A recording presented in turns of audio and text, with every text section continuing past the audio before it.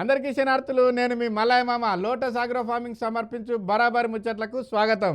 Lotus agro farming మీ చిన్న పెట్టుబడికి కోట్లు కురిపిస్తుంది. ముందుగాల తలకాయ వార్తలు చూసి అటెన్కి ఆర్తలలో పోదాం. సిగరెట్ తాగితే జైలు శిక్ష అంటున్న సీను. పెళ్లి చేసుకొని పరారైందట, న్యాయం కావాలట బరాబర్.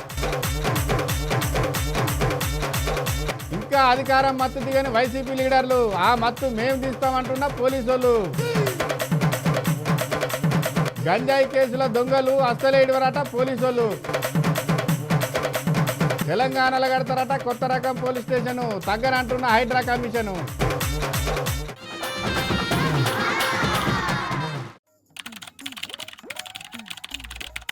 నమస్తే పబ్లిక్.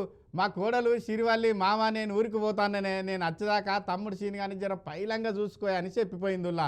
ఆడేమో ఆ పోయింది గుత్త పత్తకు దొరుకుతలేడు. ఏడ తిరుగుతాండో, ఏం పోయిండో, ఎక్కడ తిరుగుతాండో. మరి వాని పిలుద్దాం. సీను, ఓరి సీను, ఏడగానత్తలేడు కదా ఈడు.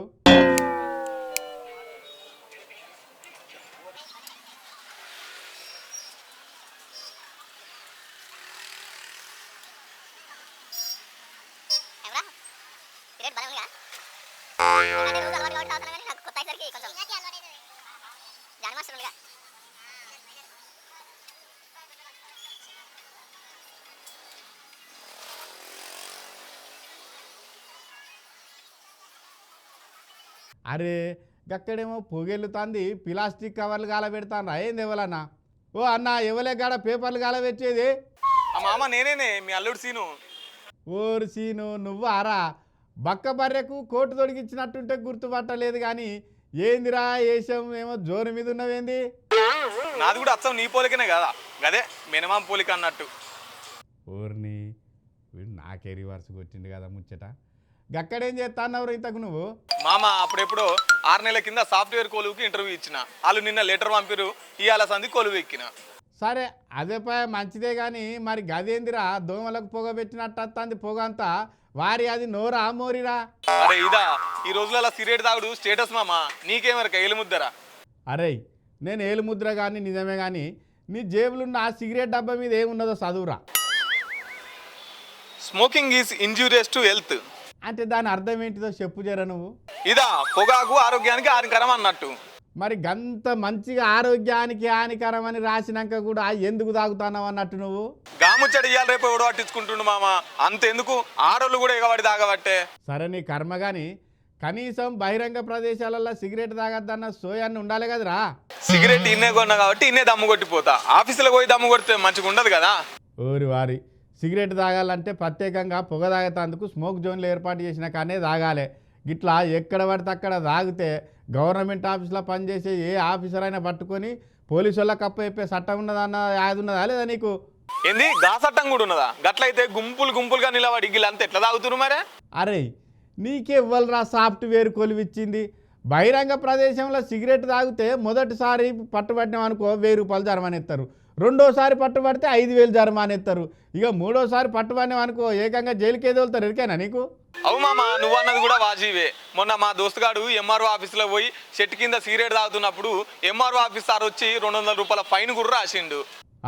మరి అంటావు, గ్రామాలలో కానీ పట్టణంలో కానీ బహిరంగ ప్రదేశంలో ధూమపానం నిషేధ చట్టం ఉన్నది రా, నీకు యాది లేదా? మామ నేను ఎప్పుడు సిగరెట్ తాగాలనుకున్నా ఇడికి వచ్చే తాగుతా. ఈ తొవ్వపొంటి పోలీస్ ఆఫీసర్లు పెద్ద పెద్ద ఆఫీసర్లు అందరు చూసుకుంటా పోయారు కానీ ఎప్పుడు నన్ను ఏమనలే. ఇక అందుకని ఆ చట్టం రద్దయిందేమో అని అనుకున్నా. ఎవ్వలో ఒకరు ఎన్నో కాడ మొదలు పెడతారు, గప్పటి సంధి సీరియస్గా చట్టం అమలు చేస్తారు. అదేదో చెప్పున అమలు చేస్తే అయిపోమమ్మ, ఈ అలవాటన్నా బంద్ అయిపోవు. అరే ఊళ్ళల్లా ఏ పంట చేనేసినా దాని చుట్టూ గొర్రెలు బర్రెలు మేకలు గొర్రెలు మేస్తాయని, ఆఖరికి రాత్రిపూట అడవి పందులు పడి చేనంతా పాడు చేస్తాయని చేను చుట్టూ ముండ్ల కంప నాటేది కానీ పొగాకు చేను చుట్టూ మాత్రం ముండ్ల కంప నాటకపోయేదిరా. మరి ఇక పొగాకు తోటకు ముళ్ళ కంప ఎందుకు వేయలేకపోయేది మామ? అరే ఓ కోడి మీద కూడా పొగాకు చేను ఏ పశువు కానీ పక్షులు కానీ తినకపోయేదిరా, గందుకే ముండ్ల కంప నాటకపోయేది అన్నట్టు. ఏంది ఆఖరికి పందులు కూడా పొగాకు తోటను తినకపోయేదా మామ?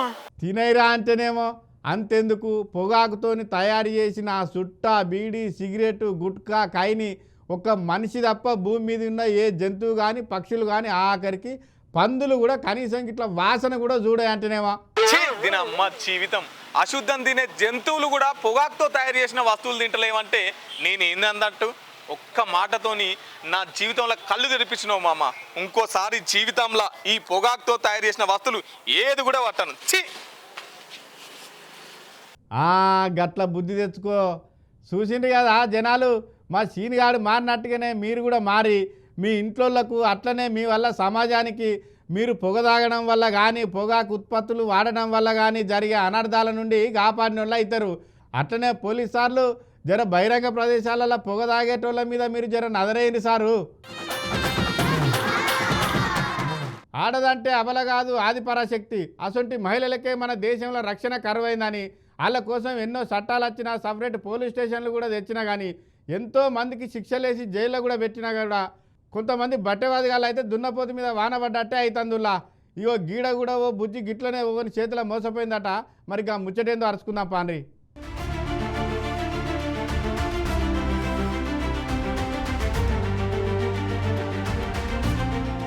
యోగిడ ముగ్గురు నలుగురు మనుషులు నిలబడ్డారు.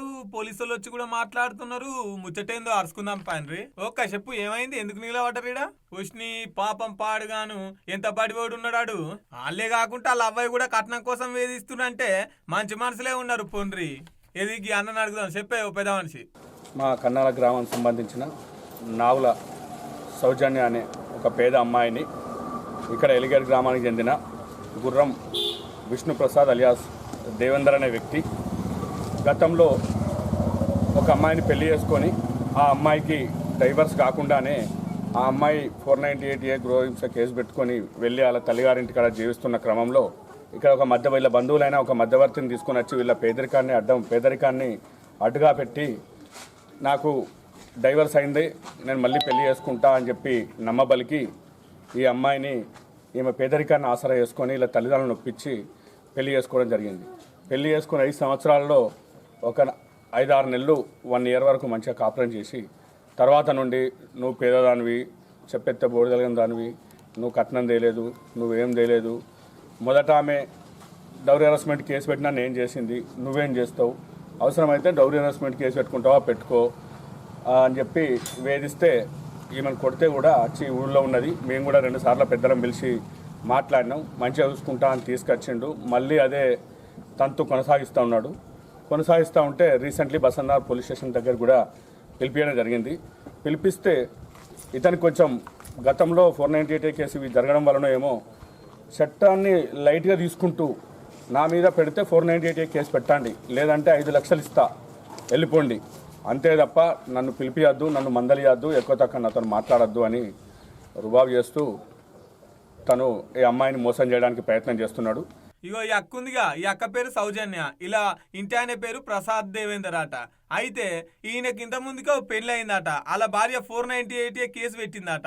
విడాకులు అయినాయని చెప్పేసి అక్కని నమ్మించి ఇట్లా పెళ్ళి అయ్యి 5 ఏళ్ళు అవుతుందట. ముందుగాల ఒక 5-6 నెలలు మంచుకుండాట. అట ఇంకా బెదిరింపులు స్టార్ట్ చేసిండు. పెద్ద మనుషులలో పెట్టి చెప్పినా కూడా ఇంటలేడట. ఏమన్నా అంటే ఇంకో అమ్మాయిలకు 7-8 ఎకరాల పొలం ఉంది, హార్వెస్టర్ ఉంది, ట్రాక్టర్ ఉంది, వయసులలో పొత్తుందని చెప్పేసి ఇంకో 3 అమ్మాయికి కూడా మస్క కొట్టే పనులు ఉన్నాడట. మస్క కొట్టిండట కూడా. పెళ్ళి 5 సంవత్సరాలు అవుతుంది. ఫస్ట్ మ్యారేజ్ కాలే అని చెప్పి మోసం చేసి నన్ను పెళ్లి చేసుకున్నాడు. డైవర్స్ అయినా అది ఇది అని చెప్పేసి వచ్చి నన్ను మోసం చేసి పెళ్లి చేసుకున్నాడు. ఇప్పుడు నన్ను అద్దని ఇంకొక అమ్మాయిని కూడా చేసుకునడానికి రెడీ ఉన్నాడు. న్యాయం చేయండి. నువ్వు కట్నం తేలే అది ఇది అని నన్ను ఇక్కడ టార్చర్ చేసిర్రు. అత్త మామ అందరు కలిసి నన్ను కొట్టారు.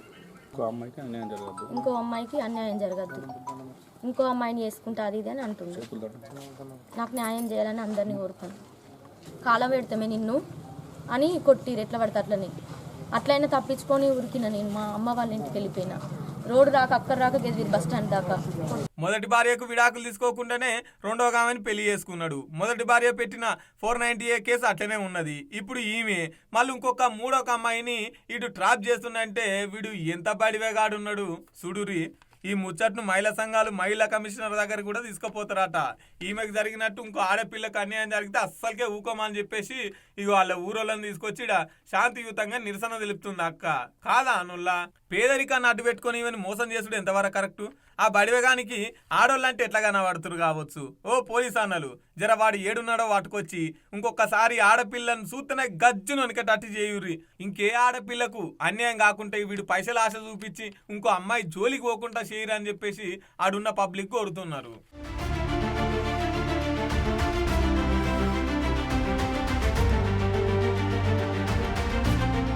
మూడో కన్ను తెరిచి అంగుళం సందు లేకుండా చూస్తున్నా కూడా ఎట్లకెళ్ళి చేస్తానో ఎవరు చేస్తానో అర్థమైతలేదులా.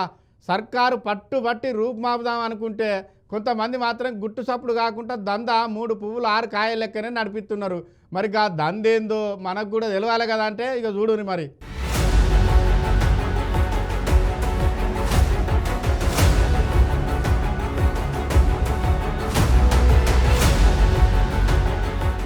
యోగిడ పోలీస్ అన్నలో 4గురికి కర్రెగా నెత్తికి బట్టలు తొడిగి బయటికి తీసుకొస్తురు. ఏమై ఉండొచ్చు, వాళ్ళు ఏం తప్పు చేసి ఉండొచ్చు?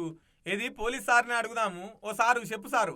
గిద్దలూరులో ఈ మహబూబ్ షరీఫ్ మరియు మహబూబ్ బి అంటే వాళ్ళ సిస్టరే మరియు దాసరి నాని అనే వ్యక్తి మరియు సునీల్ కుమార్ ఈ ఇల్లు నలుగురు కూడా ఇక్కడ ఒక డిస్ట్రిబ్యూటర్స్ లాగా తయారయ్యి కొంతమంది కస్టమర్స్ని ఇట్లాగా పర్మనెంట్గా ఏర్పరచుకొని ఈ గాంజాని ఇక్కడ నుంచి మన నంద్యాల జిల్లా స్పెసిఫిక్గా పేరు చెప్పలేను కానీ అక్కడి నుంచి ఒక వ్యక్తి ద్వారా ఇక్కడికి సరఫరా చేయించుకొని ఆ హ్యాబిట్లో ఉండే అవసరాన్ని బట్టి వాడి స్కేర్ సిటీని బట్టి కూడా అమ్ముకుంటూ సొమ్ము చేసుకుంటూ ఈ జీవనంలో బ్రతుకుతున్నారు వీళ్ళు.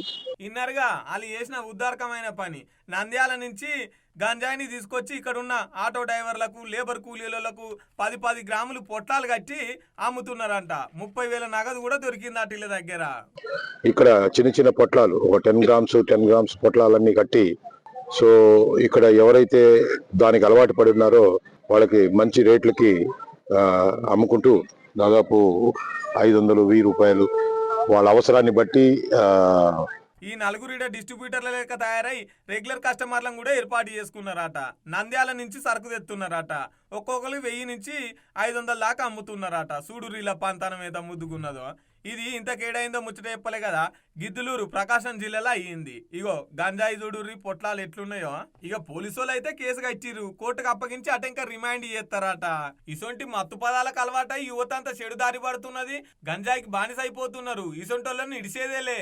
ఎంత దూరమైనా పోయి పట్టుకుంటాం. అక్కడ ఏం చెల్లొస్తుంది, ఇక్కడ ఎవడు అమ్ముతున్నాడు, మొత్తం లెక్క తీస్తాం, ఇడిసేదేలే అంటున్నాడు పోలీస్ సార్. అయితే ఎందుకురా బాబు ఇజ్జత్ తీసుకునే పనులు కాకపోతే కాలి చేతులు ముద్దుగానే ఉండే. కష్టం చేసుకొని బతకరాదా? అటు సమాజాన్ని నష్టం చేసుడు, ఇటు మీరు నష్టపోవుడు. ఇప్పుడు ఏమైంది? జైల్లో చిప్పకుడు తినే పరిస్థితి వచ్చే. అడుక్కడుక్కు మూడో కన్ను తెరిచి గాలిస్తున్నా కూడా ఈ దొంగ బడివేగాలకు సర్కెట్లొస్తుందో అర్థం అయితలేదు. ఎక్కడి నుంచి వచ్చిన దగ్గర నుంచి ఎక్కడ దాకా పోయేదాకా కూడా ప్రతి ఒక్కరిని దీంట్లో ఈ కేసులో ఇన్వాల్వ్ చేస్తాం. ఎవరిని కూడా వదిలిపెట్టే ప్రసక్తే లేదు. ఇలాంటి ఒక నీచమైన ఒక ప్రభుత్వము నిషేధించినటువంటి ఒక మత్తు ఉత్ప్రేరకాన్ని గాంజాని ఈ విధంగా పబ్లిక్ లోకి ట్రాన్స్ఫర్ చేసే ఏ మనిషిని ఉపేక్షించం. దొంగలకెరక గుట్టల దాడన్నట్టు ఏడంగా పోయి తెత్తుర్రో ఎట్లా తెత్తుర్రో. సర్కార్ అయితే ఉక్కు పాదం మోపుతుంది గంజాయి అమ్మేటోళ్ల మీద. ఓ పోలీసార్లు వీళ్ళకు తగిన బుద్ధి చెప్పి రాష్ట్రంలో ఇంకో పారి గిసొంటి ఎవ్వరాలు ఎవ్వరు లేకుండా చూడుర్రి సార్లు.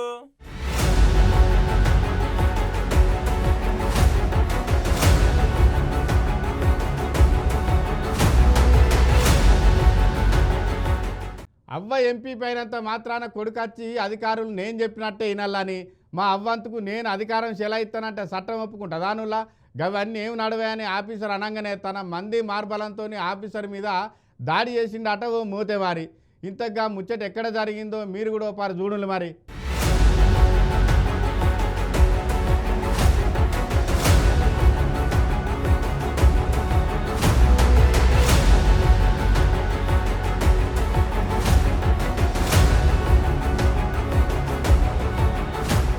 ఇగో ఇక్కడేందో లొల్లి అవుతుంది, మంది బగ్గున్నారు. గిటు మొకాన చూడురులా చూసిండ్రు కదా. ఏం గుర్తుకొచ్చింది?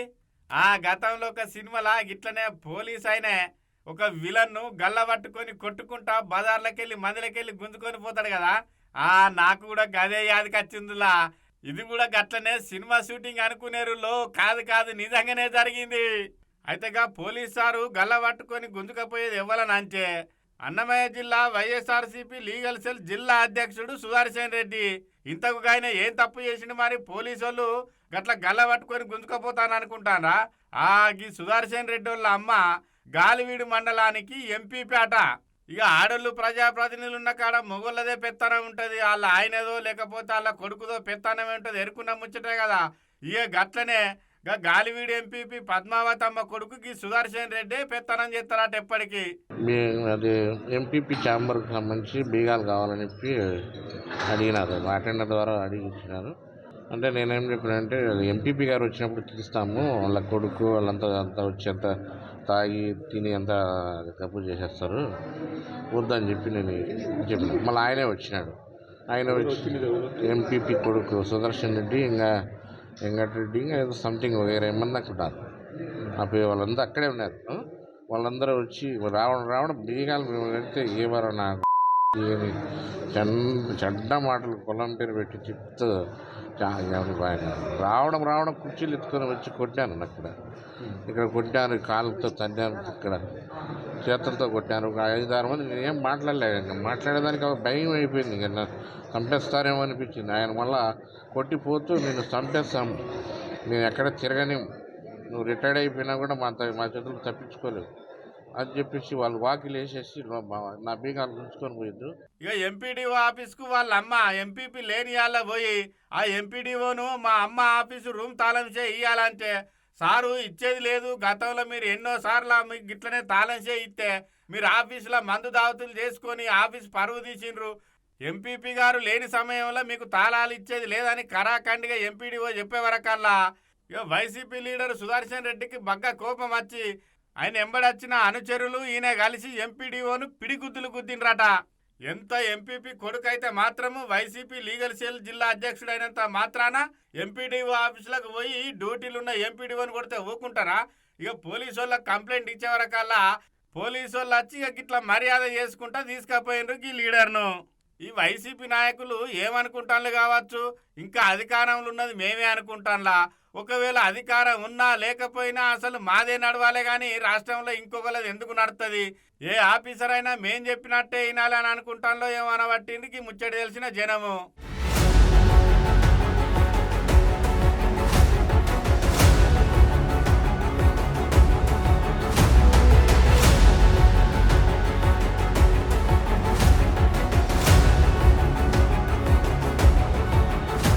సివిల్ పోలీస్ స్టేషన్లు, మహిళా పోలీస్ స్టేషన్లు, ట్రాఫిక్ పోలీస్ స్టేషన్లు, ఆఖరికి ఆబ్కారీ పోలీస్ స్టేషన్లు కూడా చూసినాం. కానీ సర్కారు వాళ్ళు ఇప్పుడు కొత్త పేరుతోని పోలీస్ స్టేషన్ ఏర్పాటు చేయబోతానులట.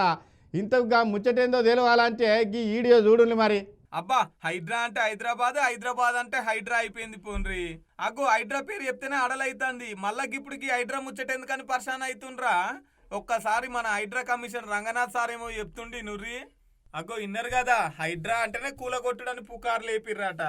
కానీ హైడ్రా అంటే చెరువుల పునరుద్ధీకరణ కోసం కూడా పని చేసుకొస్తామని చెప్పుకొచ్చిండు. ఇక 12 చెరువుల పునరుద్ధీకరణ కోసం గవర్నమెంట్ వాళ్ళకు లెటర్ పంపిర్రట. ఇక పర్మిషన్ వచ్చుడే ఆలస్యం. డిపిఆర్ కూడా రెడీ చేసి పెట్టిర్రట. పెద్ద సమస్య ఏంటంటే చాలా మంది కన్స్ట్రక్షన్ చేసిన తర్వాత తీసుకెళ్లి చెరువుల్లో పడేయటము, రోడ్లు మొత్తం చేస్తున్నారు. సో దీనికి కూడా ల్యాండ్ ఫిల్లింగ్ సైట్స్ కూడా ఎక్కడెక్కడైతే కనుక మనకి ఫిల్ చేయడానికి కొంత అంటే హాలో ప్లేసెస్ కొంత ఎక్కడైతే కాస్త మనకి క్రేటర్ లెక్క ఉంటాయో అక్కడ మనము ఫిల్ చేయడానికి కూడా అటువంటి ప్లేసెస్ని కూడా గుర్తించి ఆ ఏరియాలో డంప్ చేయడానికి కూడా ఒక ప్రయత్నం చేయడానికి కూడా మా వైపు నుంచి కూడా జరుగుతుంది. అండ్ ఇతర పార్క్స్, గవర్నమెంట్ ల్యాండ్స్ వీటికి సంబంధించి కూడా సాంకేతిక పరిజ్ఞానాన్ని వాడుతూ జియో ఫెన్సింగ్ చేయడానికి ఈ సంవత్సరంలో 2025లో మా వైపు నుంచి పూర్తి చర్యలు తీసుకోవడం కూడా జరుగుతుంది. అండ్ లేక్స్ రిజ్యునేషన్ మీద కూడా చాలా వరకు అంటే హైడ్రా అనేది కేవలం ఇది దాన్ని ఒక రాంగ్ దీనిగా తీసుకెళ్ళి ఓన్లీ ఇది డెమాలిషన్స్ కోసం అనేటటువంటి ఒక మిస్కాన్సెప్షన్ అనేది ఒక ప్రజల్లో ఒక రకమైనటువంటి చెడు అభిప్రాయాలు క్రియేట్ చేయడానికి కొంతమంది చేస్తున్నటువంటి దాన్ని మేము హైడ్రా తరపుంచి ఖండిస్తూ మేము ఇప్పుడు హైడ్రా అనేది త్వరలో మీరు చూస్తారు చెరువుల పునరుద్ధరణలో కూడా భాగస్వాములు అవుతున్నాము. సో దాదాపు 12 చెరువులు కూడా అవి తీసుకోవటం జరుగుతుంది. దానికి సంబంధించిన ప్రపోజల్స్ కూడా గవర్నమెంట్కి ఇవ్వడం జరిగింది. సో ముఖ్యమంత్రి గారి ఆదేశాలు రాగానే దాన్ని బట్టి మేము ఫర్దర్గా ముందుకి ఈ చెరువుల పునరుద్ధరణ తీసుకోవడానికి కూడా మా వైపు నుంచి పూర్తిగా మేము దానికి కావాల్సినటువంటి డిపిఆర్లు కూడా అన్నీ కూడా రెడీ చేసుకుంటున్నాం అన్నమాట. సో నెక్స్ట్ డిజాస్టర్ రెస్పాన్స్లో కూడా ఇప్పుడు చూస్తే కనుక దాదాపు 30 డిఆర్ఎఫ్ టీమ్స్ ఉన్నాయి. సో దీన్ని ఇప్పుడు గవర్నమెంట్ మాకు ఇచ్చినటువంటి ఏది మా ఇన్ఫ్రాస్ట్రక్చర్ దీనికి స్ట్రెంథన్ చేసి ఇచ్చినటువంటి దాంతో దాదాపు 72 టీమ్స్ త్వరలో మాకు ఫామ్ అవుతాయి. ఈ డిఆర్ఎఫ్ టీమ్స్ ఇవన్నీ కూడా up to outer ring road దాకా ఉంటాయి. అండ్ ఈ ఆపరేషన్స్ కూడా అన్నీ కూడా జనవరి నుంచి స్టార్ట్ చేసేటటువంటి విధంగా కూడా మా వైపు నుంచి కూడా చేస్తున్నాం. అండ్ నాగోల్లో ఉన్నటువంటి మా డిఆర్ఎఫ్ ట్రైనింగ్ సెంటర్ను కూడా స్ట్రెంథన్ చేయడానికి కూడా మా వైపు నుంచి కూడా చేస్తున్నాం. డిఆర్ఎఫ్ వైపు నుంచి దాదాపు 4684 కంప్లైంట్స్ ఇప్పటిదాకా వస్తే వాటిల్లో మెయిన్గా 3428 ట్రీ ఫాల్స్ అంటే చెట్లు పడిపోవటం, లేకపోతే 912 water stagnations and 199 rescue calls and tackling of 133 fire యాక్సిడెంట్కి సంబంధించినటువంటి ఈ విధంగా వచ్చాయి. సో వీళ్ళన్నిటిని కూడా డిఆర్ఎఫ్ కంట్రోల్ రూమ్ నుంచి ఇక్కడి నుంచి కూడా మా సిబ్బంది వీటిని అడ్రస్ చేయడం కూడా జరిగింది. అండ్ అట్లానే హైడ్రా మీటరాలజికల్ డిపార్ట్మెంట్కి సంబంధించిన డీజీ గారితో కూడా వారితో కూడా రిక్వెస్ట్ చేయడం కూడా జరిగింది. ఒక అడిషనల్ డాప్లర్ వెదర్ రేడార్ని కూడా హైదరాబాద్ సిటీకి ఇస్తే కనుక మనకి యాక్యురసీ ఆఫ్ ప్రిడిక్షన్స్ కూడా ఇంకా బాగుంటుందని చెప్పేసి సజెస్ట్ చేయడం జరిగింది. వారు కూడా దానికి సానుకూలంగా స్పందించారు. సో త్వరలో మనకు ఒక అడిషనల్ అంటే అది ఖర్చుతో కూడుకున్న విషయం కానీ బట్ వారు డీజీ ఐఎండి నుంచి వారు కూడా ముందుకు వచ్చి మనకి త్వరలో ఒక డాప్లర్ వెదర్ రేడార్ కూడా మనకి అరేంజ్ చేయడానికి కూడా జరుగుతుంది. సో అట్లానే ఇదే కాకుండా వెదర్ ప్రొడిక్షన్ యాక్యురసీ పెంచడం దిశగా ఆటోమేటిక్ వెదర్ స్టేషన్స్ని కూడా పెంచేటట్టు ఇంకా ఎక్కువ చేసేటట్టు. ఇప్పుడు యాక్చువల్గా మనకు ఉన్నటువంటి ఏడబ్ల్యూఎస్ స్టేషన్స్ అంటే వాటిల్లో మీరు చూస్తే రెయిన్ఫాల్ లేకపోతే ఏది మనకి టెంపరేచరు హ్యూమిడిటీ అన్నింటిని కూడా మనకి మార్క్ చేసేటువంటి ఉన్నాయి. ఇప్పటిదాకానైతే మొత్తం 30 టీములు ఉన్నాయి. ఇప్పుడు అవి 70 టీములు అయితే అట ఔటర్ రింగ్ రోడ్ దాకా అరుచుకుంటారంట. ఇక ఈ హైడ్రా మీద ప్రజలకు అవగాహన కల్పించే కార్యం కూడా ముంగటేసుకున్నారంట. హైదరాబాద్ లో ఇల్లు కొనుక్కోవాలనుకున్న వాళ్ళు అది ఎఫ్టీఎల్ ఉందా, బఫర్ జోన్లు ఉందా, చెరువు కింద ఉందా అని చూసి ఎంక్వైరీ చేసినాకనే కొనాలట. ఇక ముందు చూపిస్తారట హైడ్రా పంతనం. మళ్ళా చాలా అయినట్టే బుల్డోజర్లు దిగుతాయి ఇక బాహుబలివి. కాకపోతే హైడ్రా ఎప్పటి నుంచి అయితే సురువైందో అప్పటి నుంచి కట్టిన బిల్డింగ్ల మీదికే. మళ్ళొచ్చే వానకాలం వరకు హైదరాబాద్ లా వానలతోని ఎటువంటి తక్లీఫ్ కావద్దనేది హైడ్రా పనిచేస్తుంది. ఈ హైడ్రాన్ అయితే ఇప్పటింకా ఒడిస్టాట్ లేదు. చూడాలిగా ముందు ముందు ఎట్లుంటుందో.